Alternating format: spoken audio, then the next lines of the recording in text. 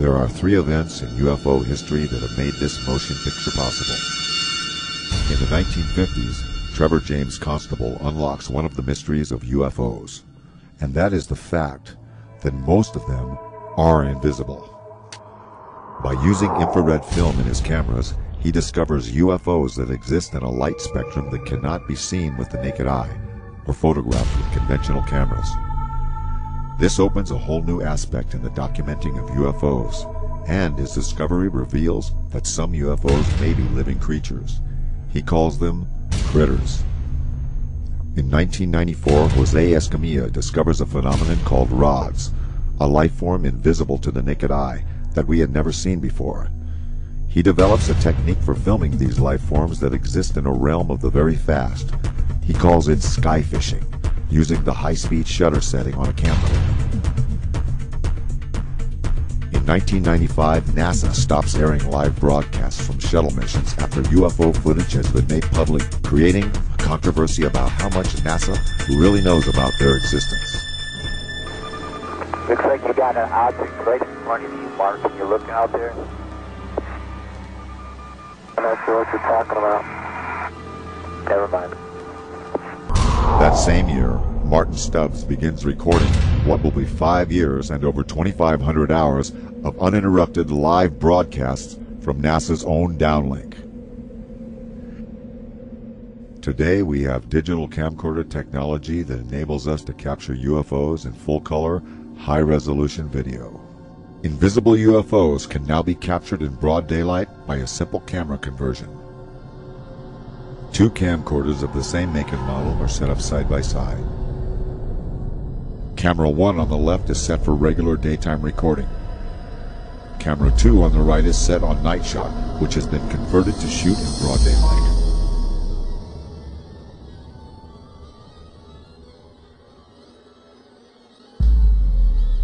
With the night shot camera on the right, a UFO that is in the infrared spectrum is clearly visible.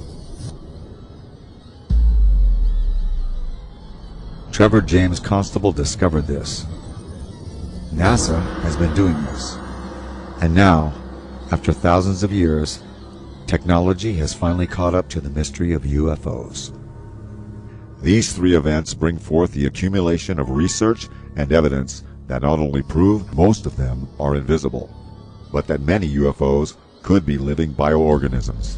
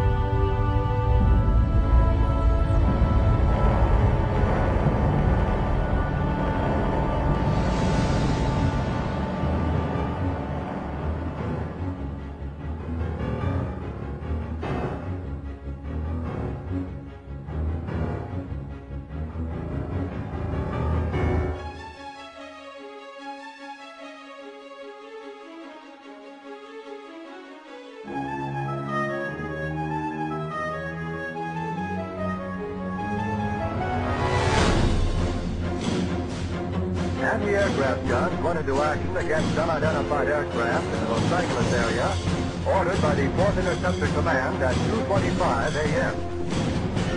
The unidentified object moved slowly down the Pacific coast from Santa Monica and disappeared south of Long Beach. Searchlights closely followed the object down the coast and kept it centered in their glare. Shells frequently could be seen bursting near the object, but none appeared to hit it. The shooting stopped about 3:30 a.m. Approximately 20 minutes after the firing died down, the ship returned and headed westward from Long Beach toward Santa Monica. The guns went into action again, hurling round after round of shells at the object. The second barrage appeared to be closer to downtown Los Angeles, since watchers could hear the concussion of the guns more clearly, and the flash of bursting shells was brighter. Then the ship disappeared for the second time over the ocean. We return you now to CBS in New York. That was Byron Palmer on the West Coast.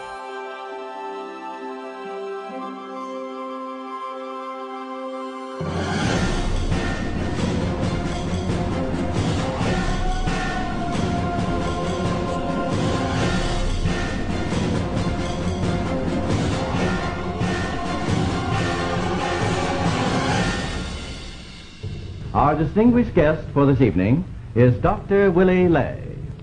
Well, now, is our own government, our own Defense Department, taking the flying saucer reports seriously? They have to. After all, the Air Force, which is the one which is investigating, is charged with the defense of our skies. So if there is anything in the skies which they don't know and cannot account for, it makes them understandably uneasy. Major Donald E. Kehoe, a retired Marine Corps officer, insisted that the Air Force knew more than it was telling. We are being observed by some type of device which is ahead of us, far ahead of us, and is probably controlled by a highly advanced superior civilization.